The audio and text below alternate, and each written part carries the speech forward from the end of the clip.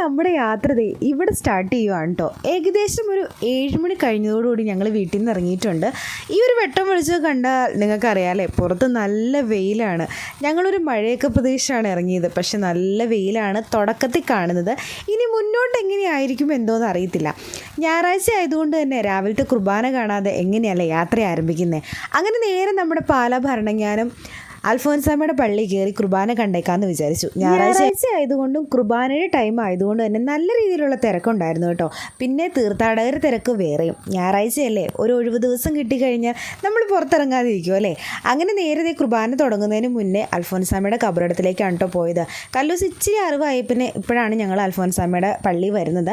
അതുകൊണ്ട് തന്നെ ഇവിടെ നിന്ന് പ്രാർത്ഥിക്കുന്ന എന്തിനാണ്, ഇതിൻ്റെ ഉള്ളിൽ ആരാണ്, അങ്ങനെയുള്ളൊരു 100,000 ക്വസ്റ്റ്യൻസ് ആയിരുന്നു കല്ലൂസിന് കേട്ടോ. ഇപ്പോൾ എവിടെ പോയാലും എന്ത് കണ്ടാലും ഇഷ്ടം പോലെ ക്വസ്റ്റ്യൻസ് കല്ലൂസിൻ്റെ അടുത്ത് വരും.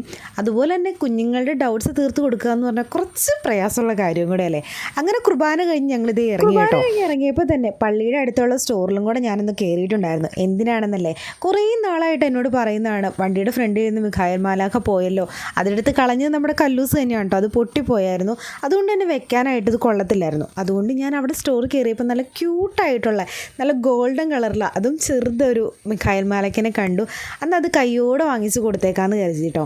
അങ്ങനെ സർപ്രൈസായിട്ട് ഞാൻ മേടിക്കാമെന്നൊക്കെ പറഞ്ഞെങ്കിലും മേടിക്കുമെന്ന് ആൾ വിചാരിച്ചിട്ടുണ്ടായിരുന്നില്ല. എന്നാലും മേടിച്ച് കൊടുത്തപ്പോൾ ഭയങ്കര ഹാപ്പി ആയിരുന്നു കേട്ടോ. കുഞ്ഞു കാര്യങ്ങളാണെങ്കിൽ പോലും ഇതെനിക്ക് ചെയ്തു കൊടുക്കാൻ പറ്റുന്നുണ്ടല്ലോ എന്നുള്ളൊരു ഹാപ്പി ആയിരുന്നു എനിക്ക് സന്തോഷമായി, ഇജാന് സന്തോഷമായി. കാരണം ഞങ്ങൾ കുഞ്ഞു കുഞ്ഞു സന്തോഷങ്ങളൊക്കെ ഞങ്ങൾക്ക് വലുതാണ് കേട്ടോ. നിങ്ങൾക്ക് വലിയ കാര്യമായിട്ടൊന്നും തോന്നില്ലായിരിക്കും. അങ്ങനെ നമ്മൾ നേരെ ബ്രേക്ക്ഫാസ്റ്റ് കഴിച്ച് ഇനി നമ്മുടെ യാത്ര തുടരുകയാണ്.